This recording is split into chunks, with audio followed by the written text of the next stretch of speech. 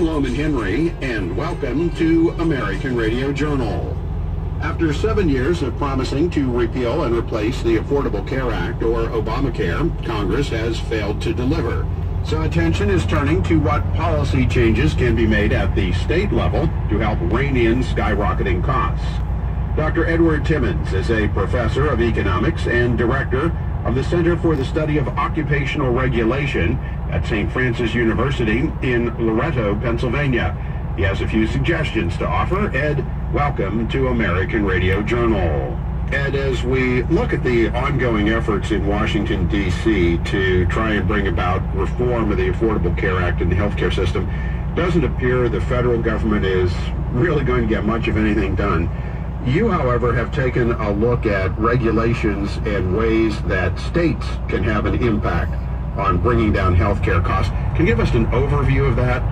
Non-physicians in states, the tasks that they're allowed to perform are dictated by occupational licensing laws. For instance, if I were looking at physical therapists, in my home state of Pennsylvania, a physical therapist may only see a patient for 30 days before they ultimately have to see a physician.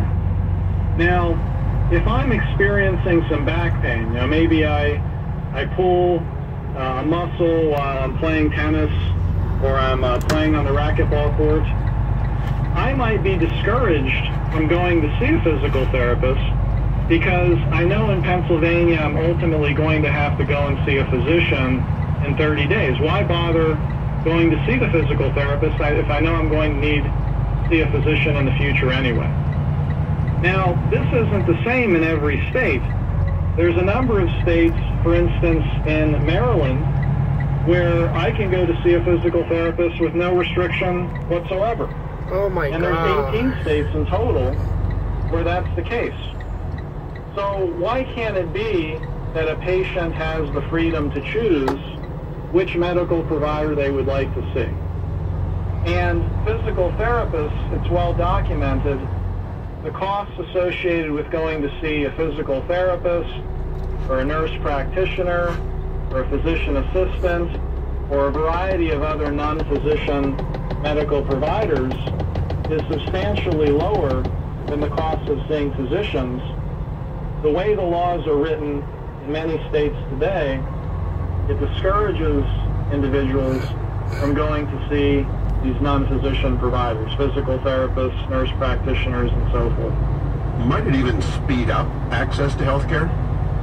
Absolutely, absolutely. And I'm not suggesting that these professionals are perfect substitutes for physicians, and no one would ever make the claim that if I need brain surgery done, I should go see a physical therapist. Nobody's making that claim. But if an individual is experiencing a tight back, experiencing some lower back pain, there are other alternatives to simply going to see your family physician, your family doctor.